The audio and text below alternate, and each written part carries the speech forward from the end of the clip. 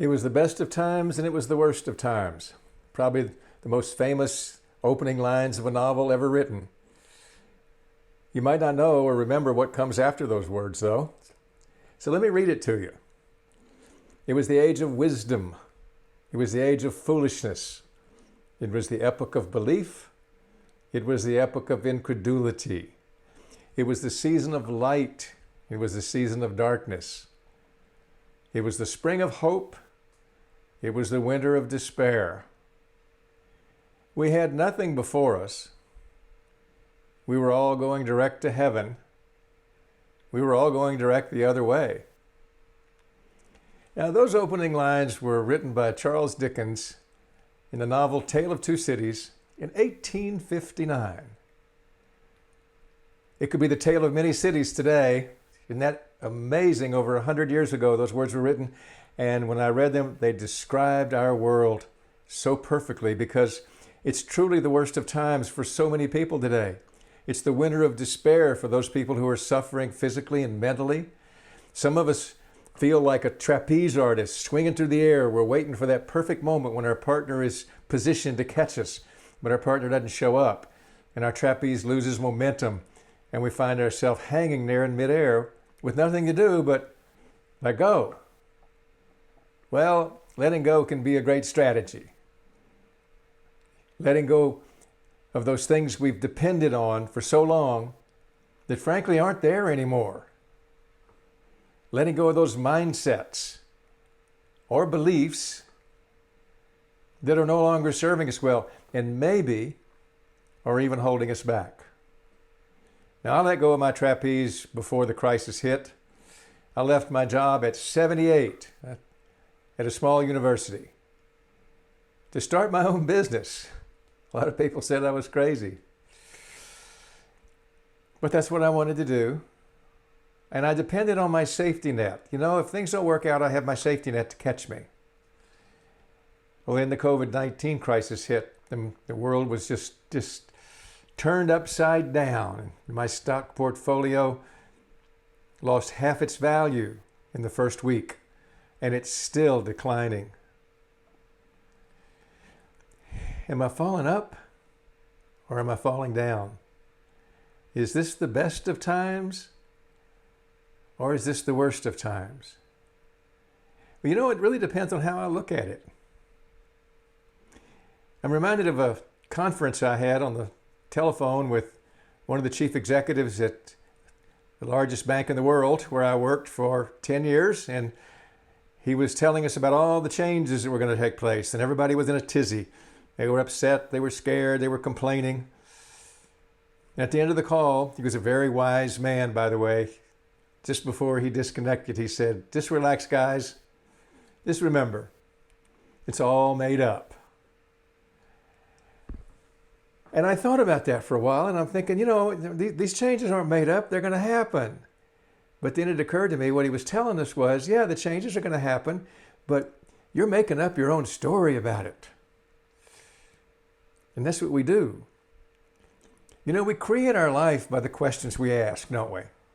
And so often we ask ourselves the wrong questions. What's wrong with me? What's wrong with you? What's wrong with the world? What's wrong with the company? Why is this happening?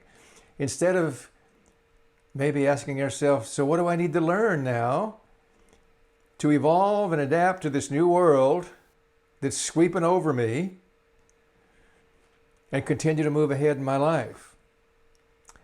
So I'm trying to write a new story about my life during this time.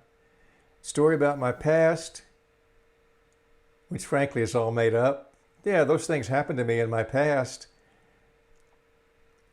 But I'll bet you one thing, if I could go back and connect with some of the people who were there at the same time that those things happened to me, they would have a different story to tell about that. See, I make up my own story. I make up my story about what's happening to me today in the present, and I certainly make up the story about my future, because that hasn't happened yet. So I'm trying to write some new chapters in my life at age 78. And I'm doing this by really spending some time pondering what I think are 4 important questions. Who am I? Why am I here? What are my values? And what's non-negotiable in my life? And it's really been quite a journey. That inner journey, which I equate to Joseph Campbell's hero's journey. The scariest place we can go is inside ourselves.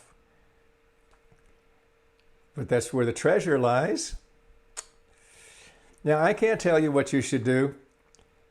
You may not be suffering during this time, but if you are, I would like to invite you to consider my solution. So I'm going to take a sabbatical. Now you say, oh, sabbaticals are only for tenured college professors who get paid to take a year off to think and research. Or you might say, oh, that sounds great, but I can't afford a sabbatical.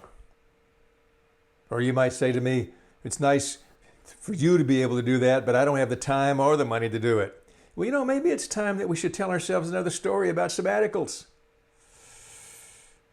Because I'm going to an absolutely magical place to take a 2-week sabbatical at the Modern Elder Academy in Baja Sur, in a beautiful little village in a rural farming community of El Pescadero, about an hour north of Cabo San Lucas.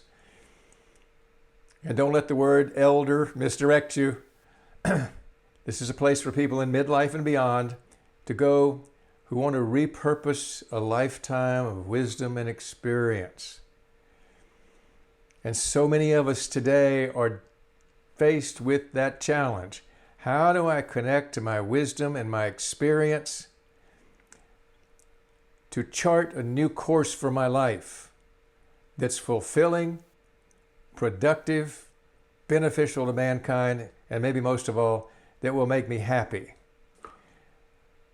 And folks, sometimes that's just hard to do with all the noise that's going on up here in today's world.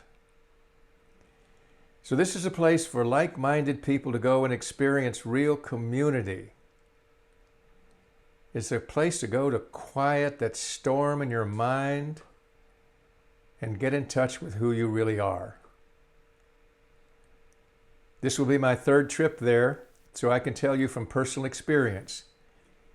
And I really hesitate to use the term life-changing because that's a bit of an overstatement in many cases, but this can be a life-changing experience for many, many people. It has for me, and I can tell you it's one of the reasons why I'm still clicking at 78, why I'm still having fun, why I'm still weathering this crisis with one of my favorite words, with equanimity and hope and optimism for the future. So take a look. I'm going to put a link in the comments below. If you have any questions about me, like I say, I've been there, I've experienced it. I'll be glad to have a conversation with you and put you in touch with anybody else who can connect you. And I really thank you for sticking around this long. This has been longer than most people go on these. And but thank you. This is Pat Whitty with Chapter 4 Coaching. See you soon.